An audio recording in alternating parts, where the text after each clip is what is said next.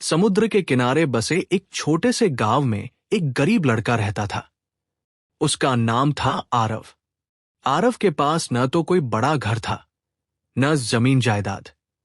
उसकी झोपड़ी समुद्र किनारे नारियल के पेड़ों के पास थी। वो रोज सुबह जल्दी उठता, अपनी छोटी सी नाव लेकर समुद्र में मछली पकड़ने जाता और वही मछलियां बेचकर अपना गुजारा करता। आरव के माता पिता बचपन में ही गुजर गए थे, इसलिए वह अकेला ही रहता था। लेकिन वो बहुत दयालु और सच्चे दिल वाला था। गांव के लोग उसे गरीब जरूर कहते थे, पर सब जानते थे कि उसका दिल सोने से भी ज्यादा कीमती है। हर शाम जब सूरज लाल होकर समुद्र में डूबता, आरव अपनी नाव किनारे लगाकर बैठ जाता और लहरों को देखता रहता। उसे समुद्र से बहुत लगाव था। उसे लगता था कि समुद्र की लहरें उससे बातें करती हैं। उसे क्या पता था कि समुद्र के अंदर कोई सच में उसे देख रहा है। रहस्यमयी मुलाकात। एक दिन की बात है। आसमान में काले बादल छाए हुए थे। तेज हवा चल रही थी।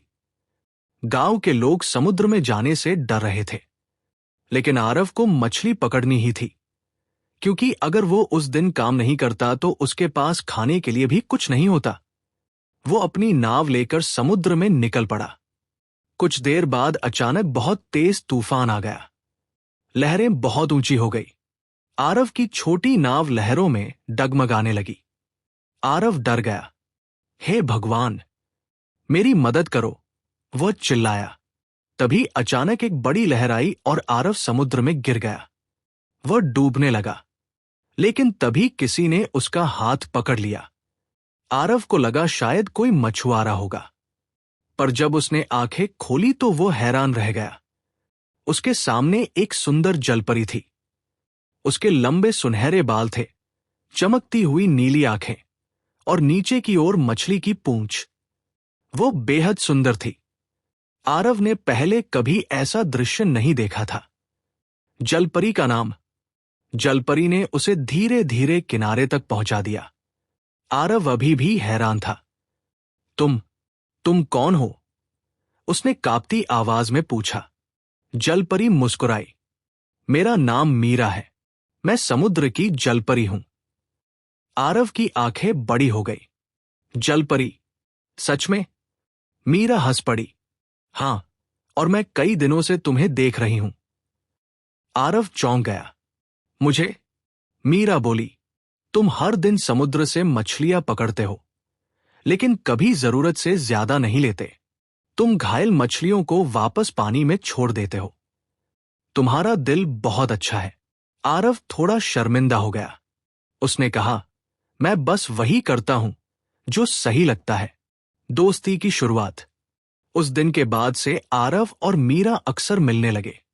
हर शाम जब सूरज डूबता, आरव समुद्र किनारे बैठता और मीरा पानी से बाहर आ जाती। वे घंटों बातें करते। मीरा उसे समुद्र की दुनिया के बारे में बताती। रंग बिरंगी मछलियां, चमकते कोरल, समुद्री महल और गहरे पानी की रहस्यमयी गुफाएं। आरव उसे जमीन की दुनिया के बारे में बताता। पेड़, पक्षी, त्योहार, बारिश और इंसानों की जिंदगी। धीरे धीरे दोनों की दोस्ती गहरी होती गई। आरव को अब हर दिन शाम का इंतजार रहता, और मीरा भी समुद्र की लहरों में छिपकर पूरे दिन आरव को काम करते देखती रहती। प्यार का एहसास। एक दिन मीरा ने आरव से पूछा, आरव, अगर मैं इंसान होती तो क्या तुम मुझसे दोस्ती करते? आरव मुस्कुराया। दोस्ती?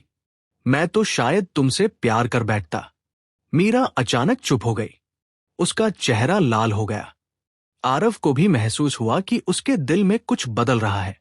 अब वह मीरा को सिर्फ दोस्त की तरह नहीं देखता था, वो उसे बहुत पसंद करने लगा था। मुश्किल सच्चाई। लेकिन एक दिन मीरा उदास थी। आरव ने पूछा, क्या हुआ? मीरा बोली, हमारा साथ ज्यादा समय तक नहीं चल सकता। आरव घबरा गया। क्यों? मीरा ने धीरे से कहा, क्योंकि मैं जलपरी हूं और तुम इंसान। मैं जमीन पर ज्यादा देर नहीं रह सकती, और तुम समुद्र के अंदर नहीं रह सकते। आरव का दिल टूट गया। क्या सच में कोई रास्ता नहीं? मीरा बोली, एक रास्ता है, लेकिन बहुत मुश्किल। क्या? समुद्र की गहराई में एक जादुई मोती है। अगर कोई इंसान उस मोती को पा ले तो वो पानी में सांस ले सकता है।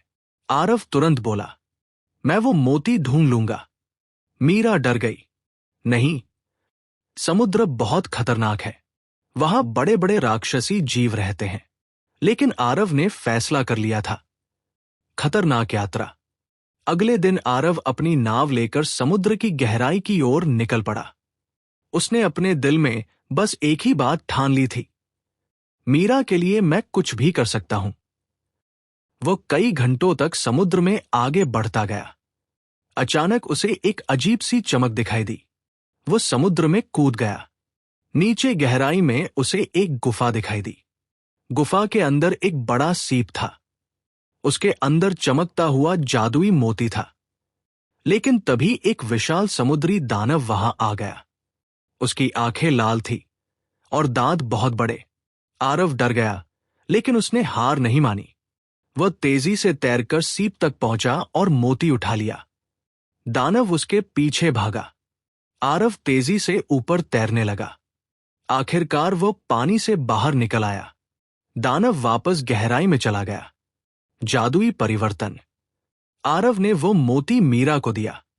मीरा हैरान रह गई। तुम सच में ले आए? आरव मुस्कुराया। मैंने कहा था ना, मैं तुम्हारे लिए कुछ भी कर सकता हूं। मीरा की आंखों में आंसू आ गए। मोती की जादुई रोशनी चमकी। उसके बाद एक चमत्कार हुआ। मीरा की मछली वाली पूंछ धीरे धीरे बदलने लगी और कुछ ही क्षणों में वो एक इंसान लड़की बन गई। अब उसके 2 पैर थे। मीरा खुश होकर रोने लगी। अब मैं तुम्हारे साथ जमीन पर रह सकती हूं। नई जिंदगी। कुछ समय बाद आरव और मीरा ने गांव में शादी कर ली। शुरू में लोगों को मीरा अजीब लगी, लेकिन धीरे धीरे सब उसे पसंद करने लगे। मीरा समुद्र को कभी नहीं भूली, लेकिन उसे खुशी थी कि अब वो आरव के साथ एक नई जिंदगी जी सकती है। वे दोनों मिलकर मछली पकड़ते, गांव की मदद करते और खुश रहते। हर शाम वे समुद्र किनारे बैठते और डूबते सूरज को देखते। मीरा मुस्कुराकर कहती, अगर उस दिन तूफान नहीं आता तो शायद हमारी मुलाकात कभी नहीं होती। आरव हंसता और कहता, कभी कभी तूफान ही जिंदगी की सबसे खूबसूरत कहानी बना देते हैं। लहरें किनारे से टकराती और ऐसा लगता जैसे समुद्र भी उनकी प्रेम कहानी सुनकर मुस्कुरा रहा हो। और इस तरह एक जलपरी और एक गरीब लड़के की प्रेम कहानी हमेशा के लिए अमर हो गई।